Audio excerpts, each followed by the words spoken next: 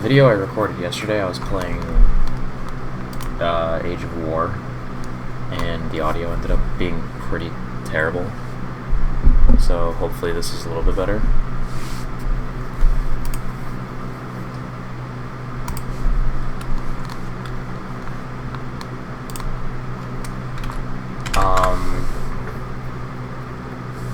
This is a game called Devil Daggers. I don't even really know how to describe it very well. It's a one-room FPS game, and you just try and survive as long as possible, but there's like a lot of nuance to it, you know?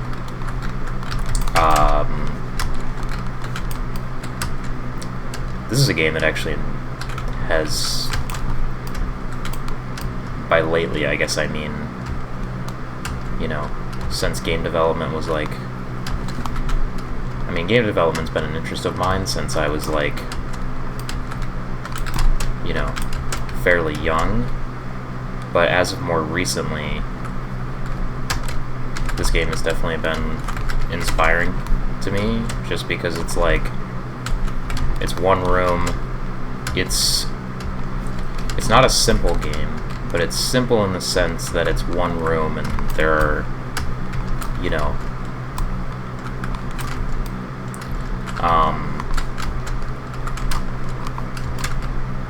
there aren't like an insane amount of different enemy types or anything too, you know, insane. Like, it's a good kind of simplistic. So sometimes less is more. I guess that's what I'm trying to say. This game made me realize that sometimes less is more. And I would definitely like to, at some point, make a game that is, you know, simple, but has a lot of nuance like this game does. Because it's kind of hard to tell right now, like, you know, when watching somebody else play it, it kind of just looks like just an FPS game. We got the Centipede here. I think it's technically called something else. God, fuck you.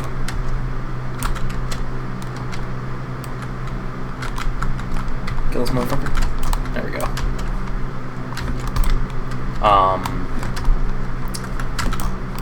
Yeah, it's kind of hard to tell if you're not playing it. Even many of the first times that you do play it, you don't understand everything that's going on. There's tons of things about this game that I mostly learned about the mechanics of this game from, like, there's a guide on Steam that kind of goes in depth about, like,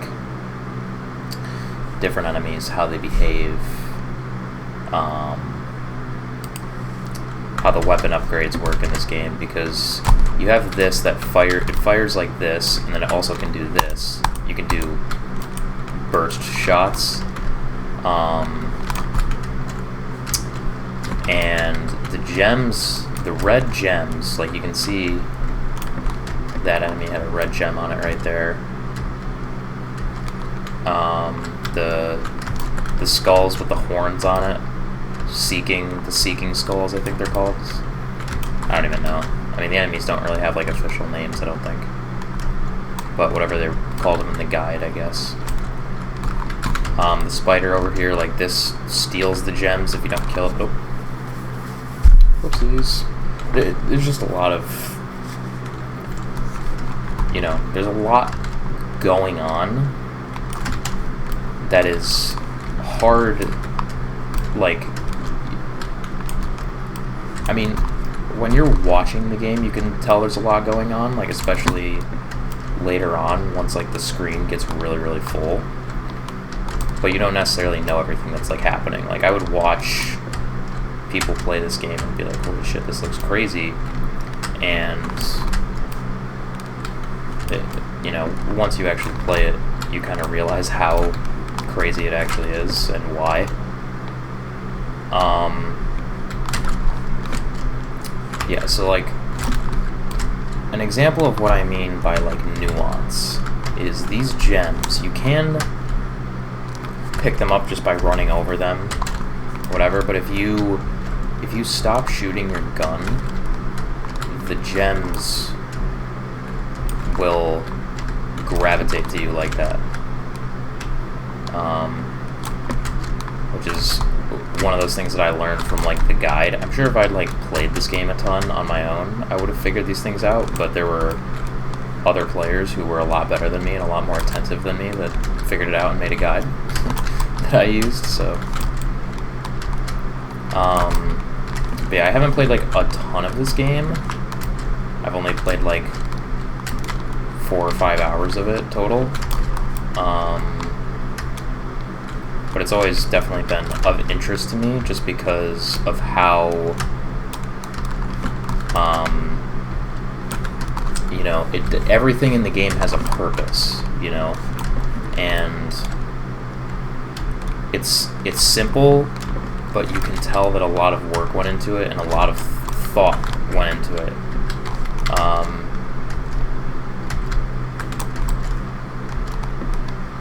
I gotta focus here.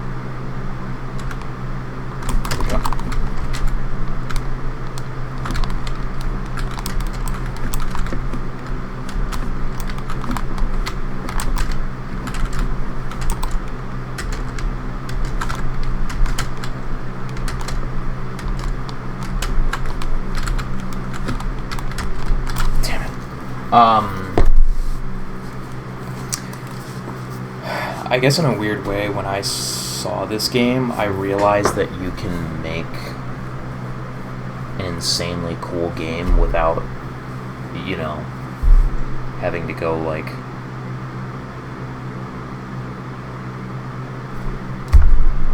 I don't know, like, you could have a game that's just one room, and it's, like, very simple, and it can still be an insanely captivating game. Like this. You know, a lot of thought went into this game. Everything has a purpose. It's genius. This game is absolutely genius. And it's just one room, and, you know, that's it. You know, it really is like an arcade game in that sense. Which kind of, you know, opened me up to the idea more of games being just one room, or that was horrible. Just things like that. And that's kind of, you know, I think when I first release a game on Steam, it will be a game that is not like this in the sense that, like, I want to make a first-person shooter, but more in the sense that I want it to be something that is very... I'm trying to think of a good way to describe, like, very, like, focused on, like, one thing. Like, this game is very focused on, you know, what it has to offer, right? Instead of being, you know, a huge FPS game or something like that, it's one room, it's, you know, endless in a sense. I mean, you know, it comes to an end because of how difficult this game is. I fell off the map. But it's just very focused. And I don't know, that was inspiring to me, I guess. You know, I'm bad at putting that stuff into words. Which, you know, I was talking about that when I played Age of War yesterday. Like, I want to get better at, like, when I'm, you know, talking about stuff that interests me. I want to get better at, like, putting it into coherent sentences rather than just, like, rambling and not making any sense. Because I feel like what I'm saying doesn't make sense. But this game is just very, very inspiring to me in terms of my, hopefully, my future game development endeavors. You know, having a game that is just very focused on one thing, you know. This game is very focused on this fast-paced, hectic... It's almost like... I guess it wouldn't be bullet hell, because there's, you know, not bullets. but there are points in this game where there's so much happening, you know? I mean, if you look at some of the best runs that people have done in this game, it is unbelievable. And the other thing, too, is it's a game with a very high skill ceiling, right? You can get insanely good at this game, and it's a very difficult game. That's another thing that's very appealing to me, is the difficulty of this game. This is not an easy game. The guide is definitely very helpful, because the more you know about the mechanics and the nuances of this game, it makes it easier. And even still, I'm not very good at this game. My best run is like 220 seconds or something like that. Yeah, this spider takes the gems if you don't kill it, and it comes out at the same time as the centipede, which has a ton of gems. I don't know how I haven't gotten a upgrade. I've been kind of focused on yapping rather than playing the game, but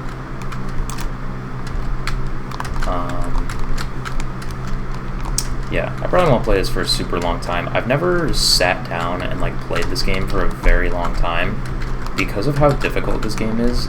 It is like no joke, like not tiring to play in a bad way, but you have to be so focused on you have to be dialed in if you want to actually get good runs. Although right now I'm actually getting a pretty good run, I'm not even that dialed in. So let me focus up here, see if I can get my record.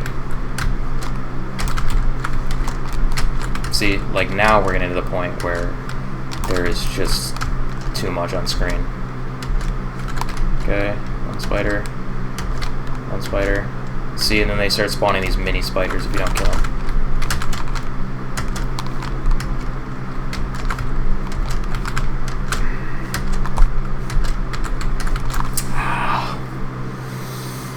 Oh, I got 200 seconds. That's close to my record.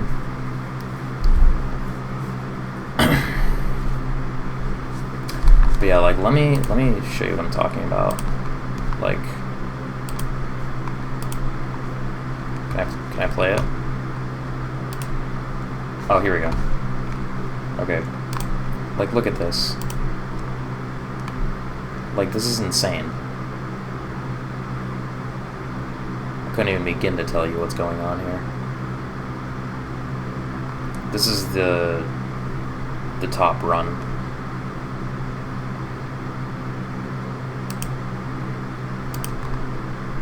Like, look at that.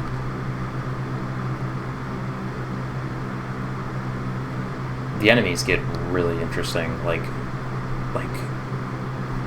the enemy design in this game is sick.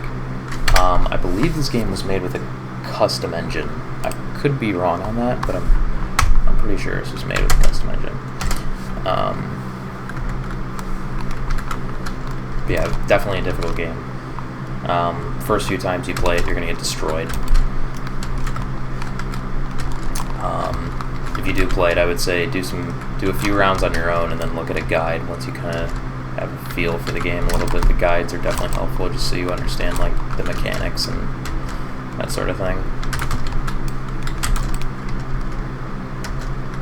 Or you could just keep playing until you kind of pick up on it.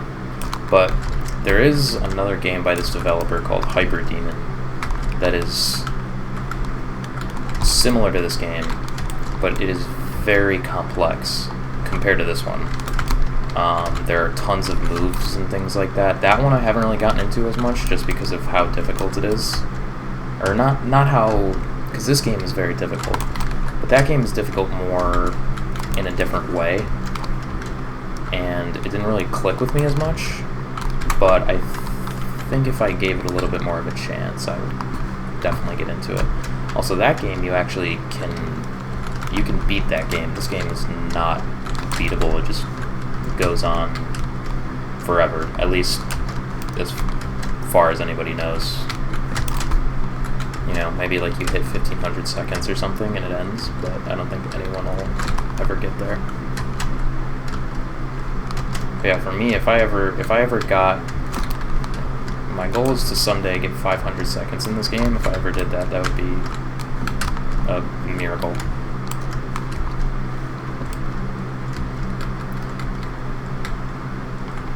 If you hit 500 seconds, you get an achievement, and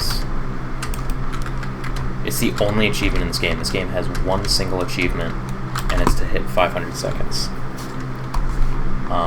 Wonder how many people have hit 500 seconds. I know I looked at it at one point.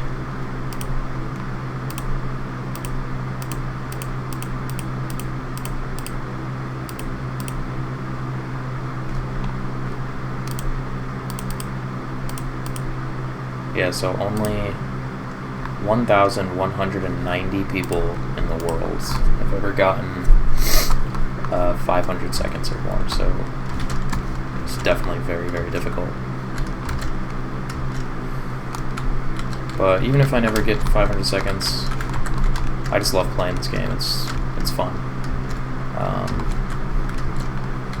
Yeah, like I was saying earlier, I usually just kind of play this game in short bursts because, like, it's, like, so taxing on your fucking brain because of how dialed in you have to be. There's just so much going on, and normally I'm a lot more focused than I am right now because I'm kind of just talking and whatever, but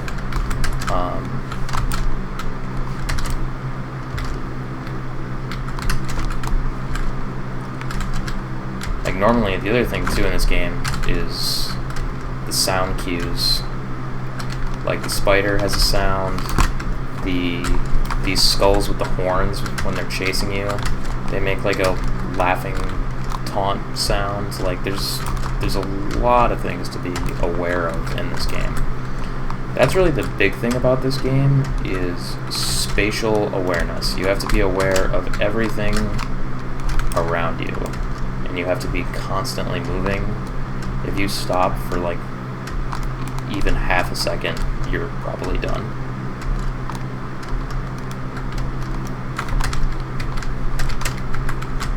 Oh, I fell off the map. That's unfortunate.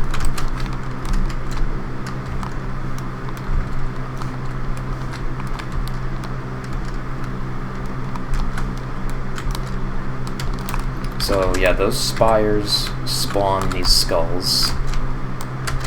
They start off with just the one gem. You shoot it, it goes down. Spawns one of those like seeking skulls.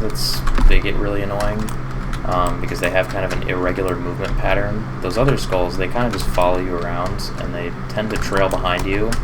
But if you have too many of them, they can start to pile up and cause problems. But they're not too much of a threat usually. Spiders over here, they steal your gems, and you gotta shoot this area kind of like, I don't really know how to describe it, but it's like you just hit their body on, I keep falling off the map. Basically the spider comes up and there's like a green spot that you shoot, and that's the only way you can kill them. You can't just shoot the spider.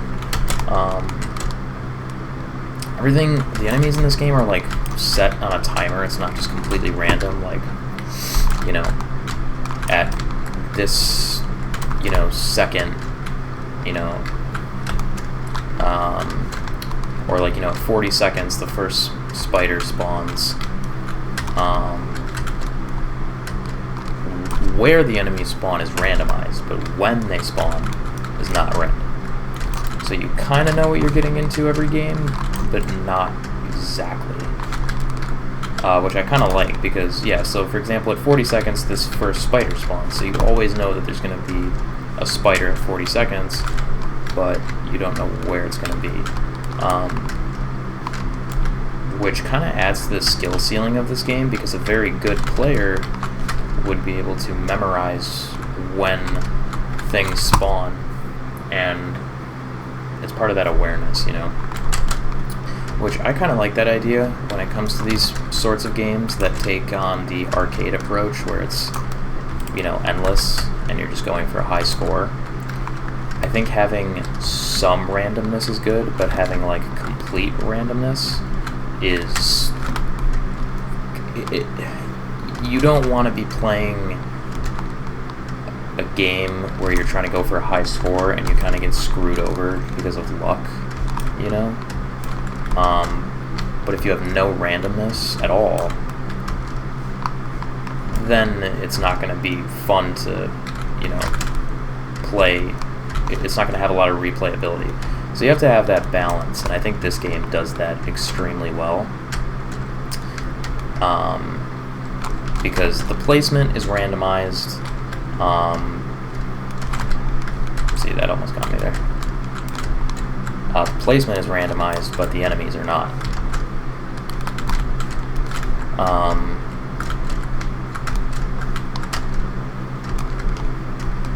So yeah, those spires start spawning, and they have 2 gems on them instead of 1, which can get kind of annoying because I'll like shoot one of them and then the other one I don't hit and whatever.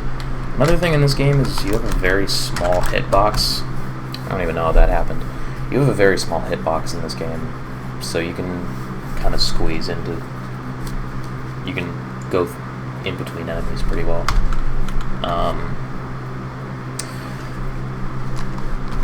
Usually in first-person shooters, you don't have like an insanely tiny hitbox, but this game, like, look at that. Like, let me see if I can demonstrate it pretty well. Like, I feel like there, like, it's kind of hard to tell, but you have a small hitbox in this game, which makes it interesting.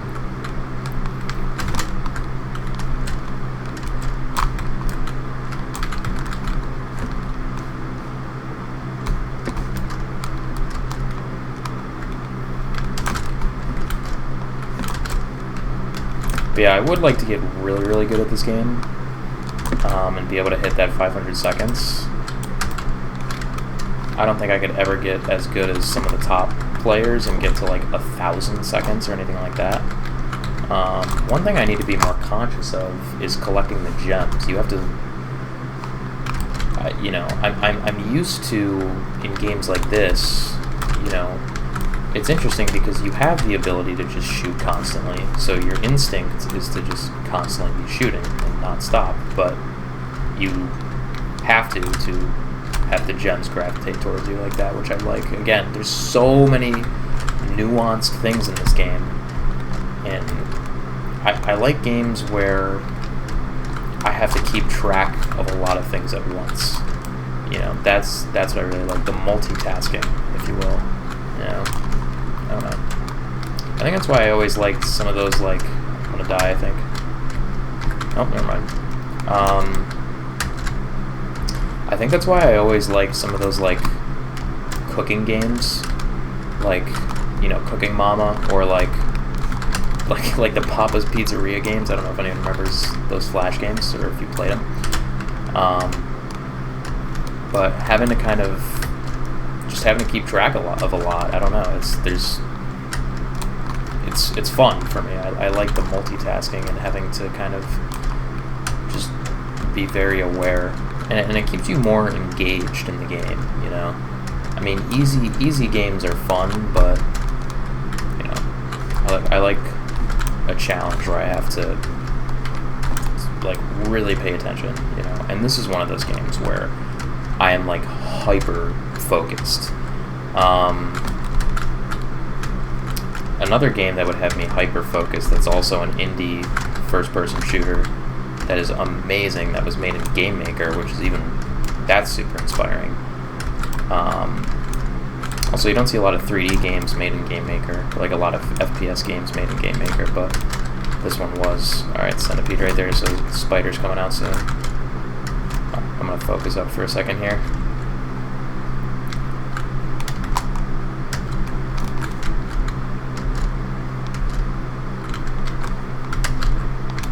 Come on. Come on.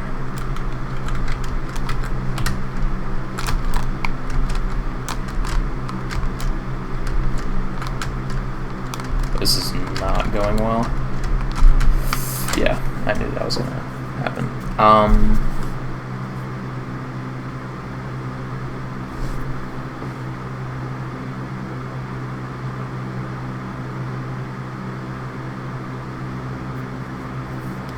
What was I talking about? Yeah, it's another indie FPS game. Post Void. I haven't played a lot of it, but what I have played of it, I was amazed. Maybe I'll play it right now. I don't know. It would, you know, kind of fit with this. Yeah, you know what? I'm gonna play it right now.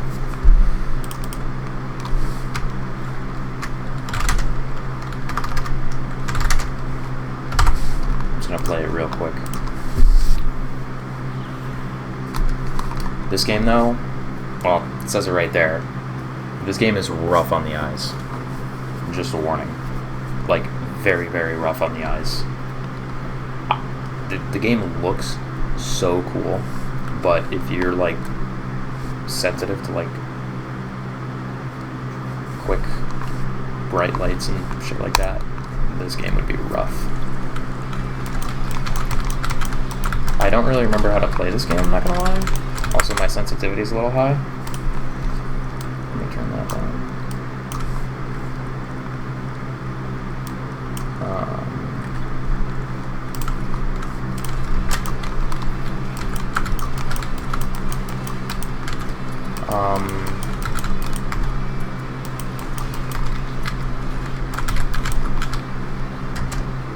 I'm gonna die, I think.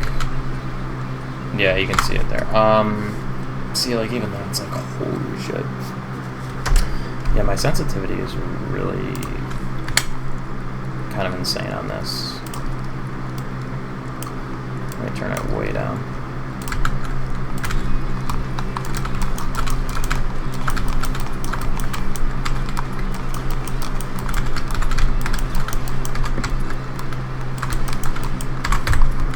Now it's too low.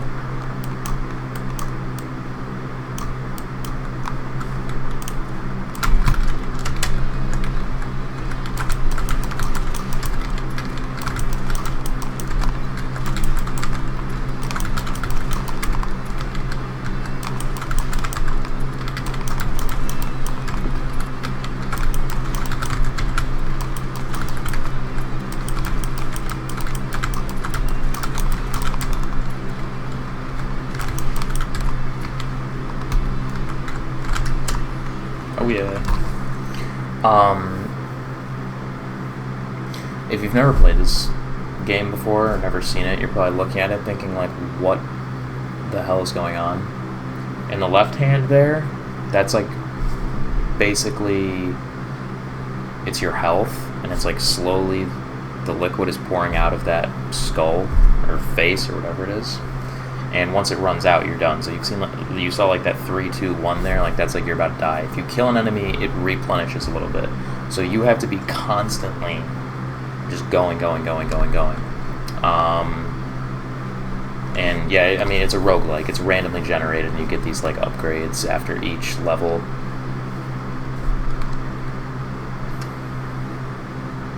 That's good.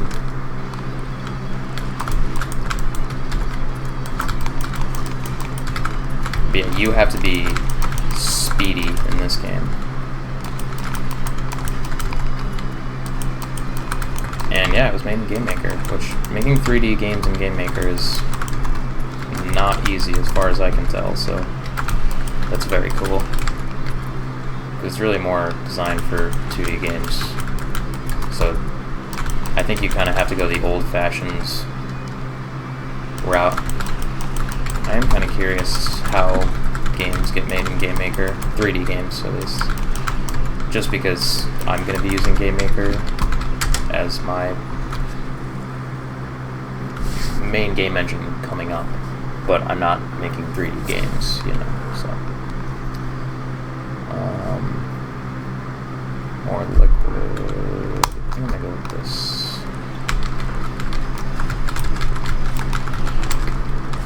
This has a lot of recoil.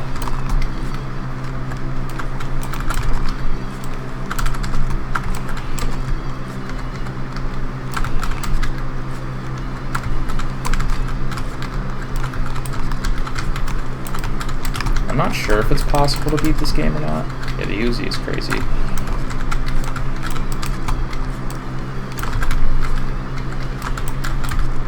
But yeah, this game is awesome. The style of it is awesome. The gameplay is just like nuts, and it's very satisfying once you get a feel for it. And, you know, it's that same thing of just, it's insane, you know, you can't stop, so you can't even, like, stop to think, you just do, you just go, you know.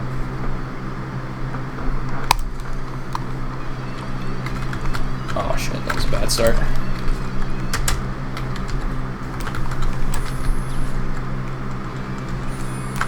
Oh god. What the fuck?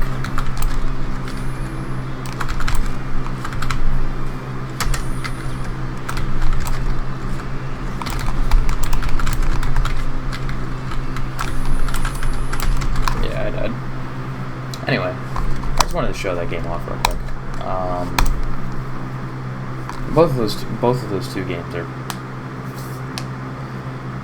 I'd say Devil Daggers has been more inspiring to me. Like, a lot of times when I'm thinking about games that I want to make, or just like thinking of ideas in my head or whatever, I can trace a lot of my inspiration back to Devil Daggers and how that game is kind of set up. And this game is just cool. I wouldn't say it's as much of like... Actually, I would say it's an inspiration in the sense of the extreme art style and gameplay. I would say that is very much an inspiration, actually. Maybe this game inspires me a little bit more than I think it does. But yeah, I haven't played either of these games like a ton. Like, only 82 minutes on this game. Should have more. Yeah, Devil Daggers, not even 5 hours. You know what? Just because I don't have a lot of playtime, let me do a few more runs of Post Void. But both of these games are very cool. There are a lot of games that, I don't know, I try to take inspiration from anything that interests me, you know. Music, games, that was fast.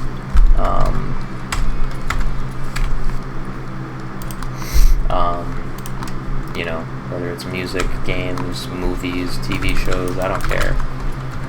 If you know, if it's something that I find captivating, I try and take inspiration from it, rather than just absorb it and then do nothing with it, you know? Because I feel like that'll help me be more creative and have better ideas, because, you know, a lot of the best games were inspired by other games, you know.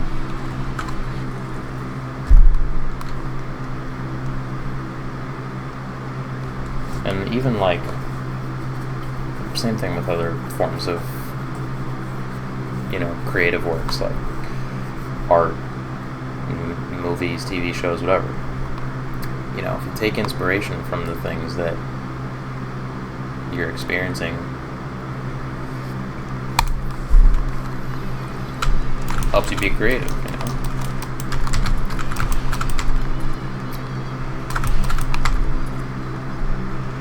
You know, you don't want to, like, copy shit, but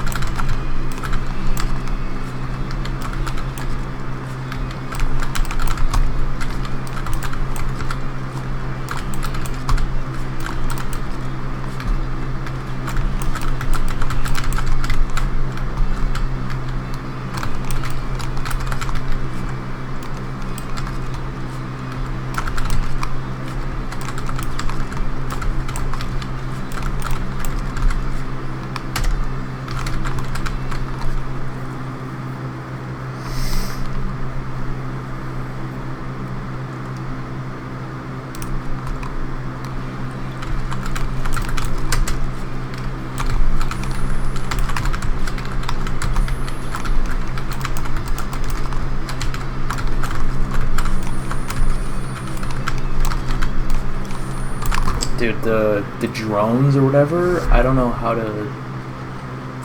even know how to, like, go about those. Yeah, look at this cool-ass death menu with the eyes and the mouth popping out. That's the stuff that I like. It's just, like, weird, you know? It doesn't make any sense. It doesn't have to. Maybe it does. Maybe it makes sense. I don't know. One more. Let me do one more run.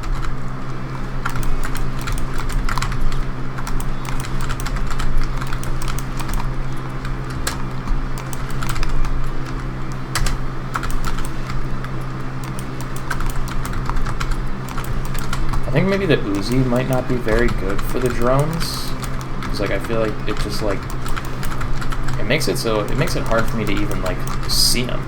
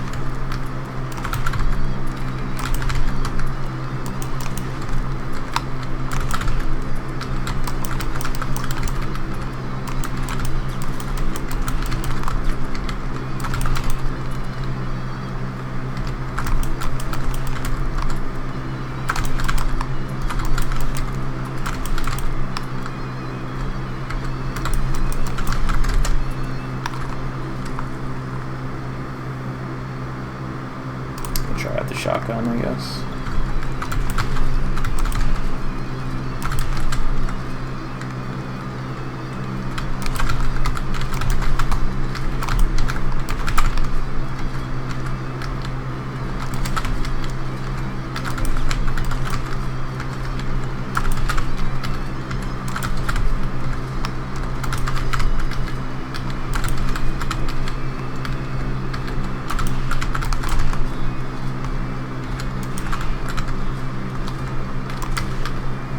Okay, the shotgun is absolutely humongous. This game, I feel like you have to focus even more than Devil Daggers. Like you can tell, like I'm not even talking at all.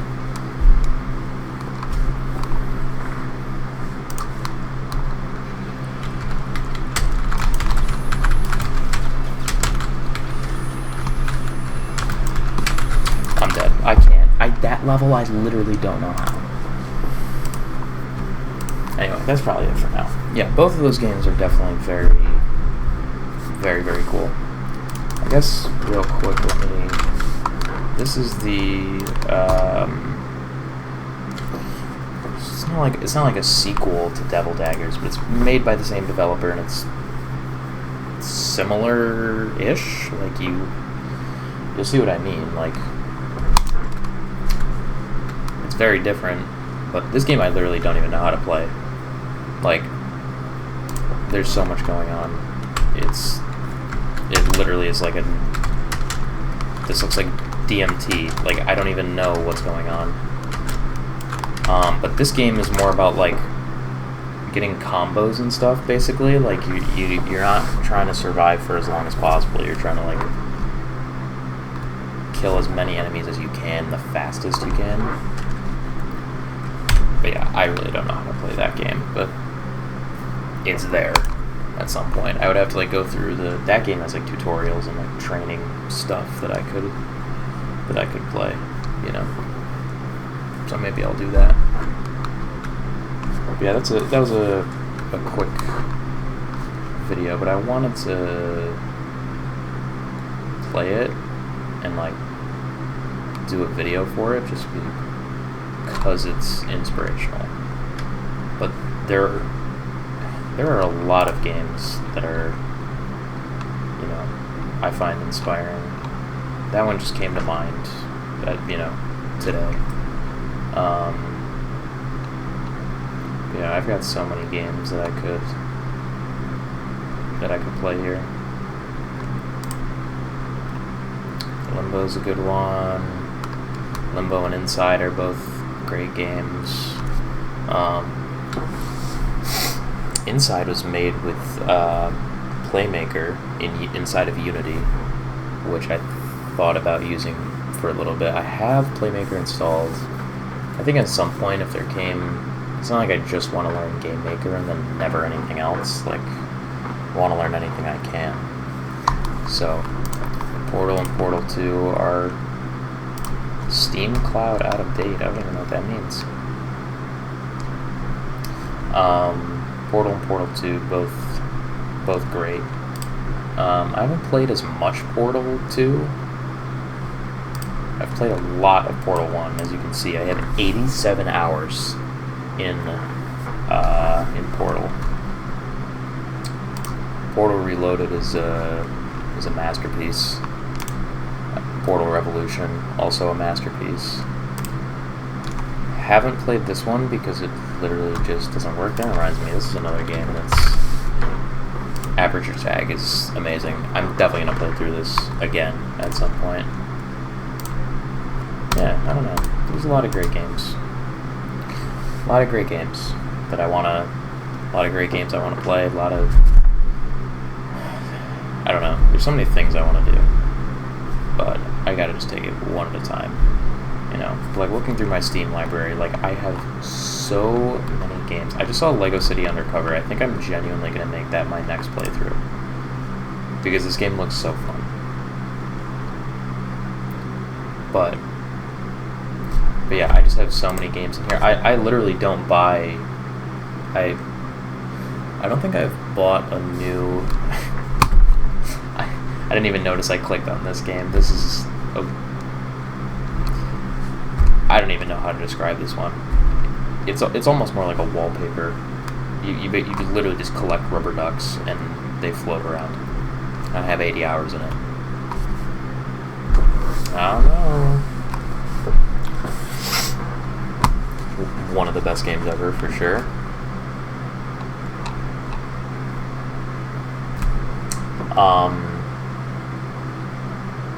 What was I gonna say?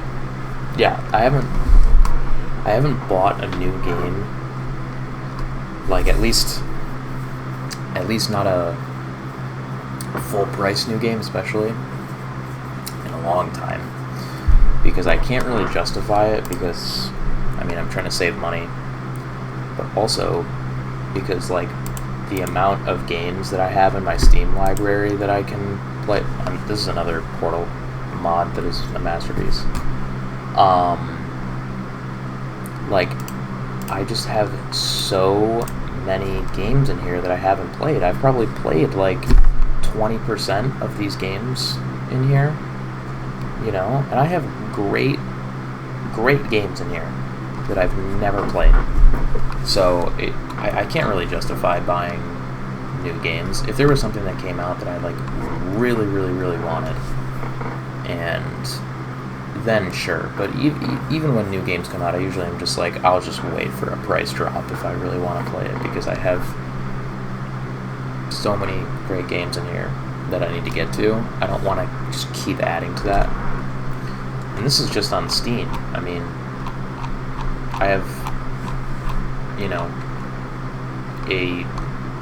not a huge physical game collection, but, you know, for my 360, I have a lot of games, good games that I want to play. For my PlayStation 2, a lot of good games that I want to play. I have games on my Switch, like, there's a lot. And I'm never going to get to all of them, obviously. But I would like to at least get to, you know, a decent amount of them. The ones that pique my interest the most. Anyway, I got really off track there, but yeah, those two games, inspirational for sure. I definitely think when it comes to, I mean, again, like I said, I take inspiration from anything that is of interest to me, that I enjoy, you know. But indie games especially, you know, if it's a game made by like one person or a few people, I think I tend to be inspired more by those just because it's like feels more like something that I could, you know, almost like a goal that I could reach for, in the future. Whereas, like, a AAA game, it's like, it's just not really comparable. Like, teams of hundreds of people is not really comparable to, like, me just making games, So, I take inspiration from everything, but the indie games are really where it's at for me. I think that's why I'm kind of drawn to playing indie games a little bit more. I like all video games. I like, same with music, same with movies, TV. I'll give anything a shot. But I definitely want to play lots of indie games and just see, what creative stuff is out there. I feel like the other thing too is like indie developers have more of an ability to take risks and make weird games. Like Post Void is a weird game. Whereas AAA studios have expectations to meet. They have a budget and they have to make that money back and profit, right? They're making more of a product rather than a creation sometimes. I mean, there are obviously tons of AAA games that are absolute creative masterpieces, but you get the idea. If you're just like what I want to do and just a person just making games for the love of making games, you can make anything you want. You can make something as weird as you want. You can make something as far-fetched as you want, because there's no stakes really. Whereas, with AAA games, there are very high stakes. But, AAA games have their pros. You have massive teams of people, so you can make absolutely humongous games that couldn't even be achieved if someone spent their entire lifetime making a game. A massive open world game made by a AAA studio. One person can't replicate that. So it's very interesting to me how the differences when it comes to how many people worked on a game and how that affects it, budget, expectations. There's so many factors that can affect what kind of games are being made and what kind of games are being put out. The other thing too with indie games is a lot of times they're cheap, right? Post Void, that game, I think was like $3. Let me look. Which that's awesome. It's $2.99. It makes the game a lot more accessible. I mean, I guess the most accessible would be free, but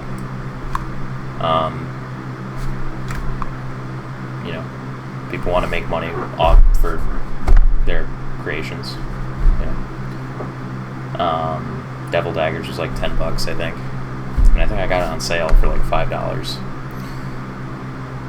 Whereas AAA games, typically the lowest a AAA game will be is $40, and then they can be up to $70. So anyway, I went off on a complete tangent there, but I just find all of that very interesting. But yeah, I think I'm going to stop it there.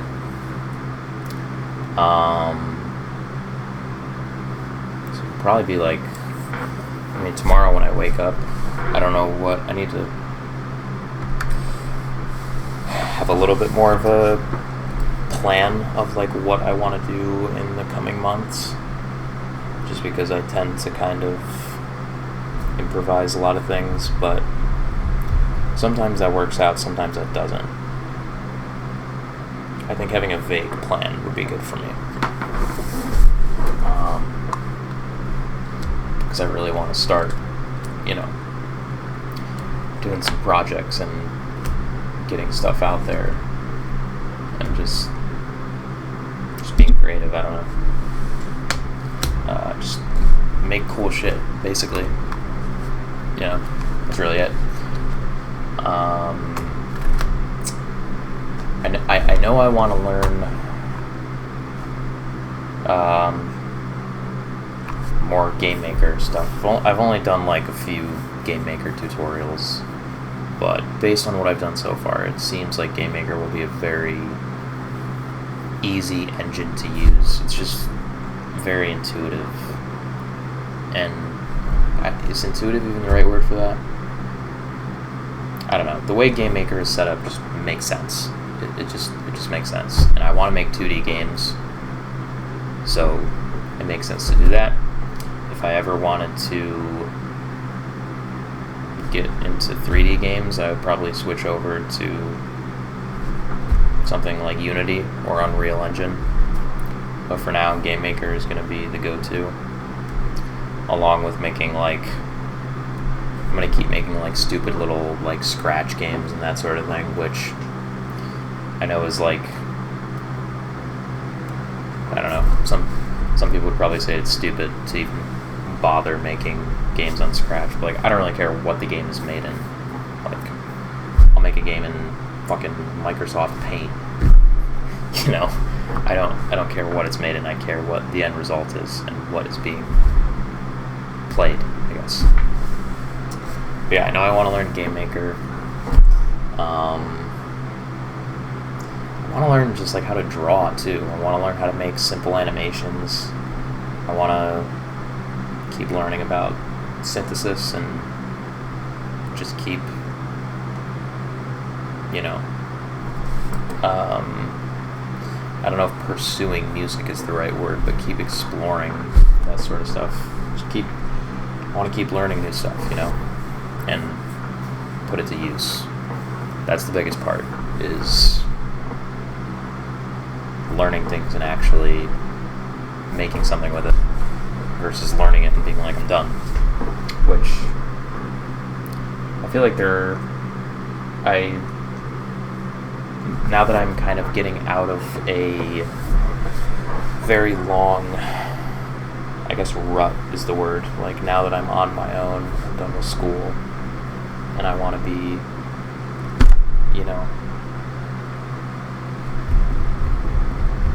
I don't know, I want to learn stuff, I want to make stuff, I want to do all this stuff that I'm talking about.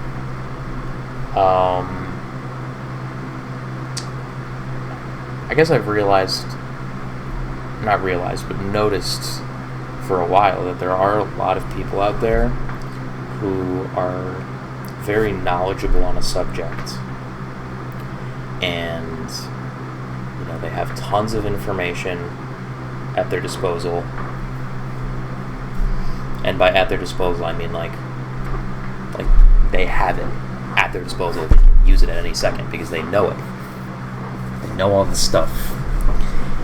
But they're not, they lack the creative component. And I want to make sure that as I'm learning these things, I also work on the creative side of that. And I think being creative isn't really something you can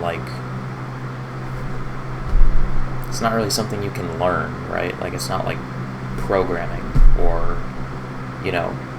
working and figuring out how to do stuff in Ableton or whatever the case is. I think being creative is more just trial and error. It's just throwing things at a wall, seeing what sticks, whatever.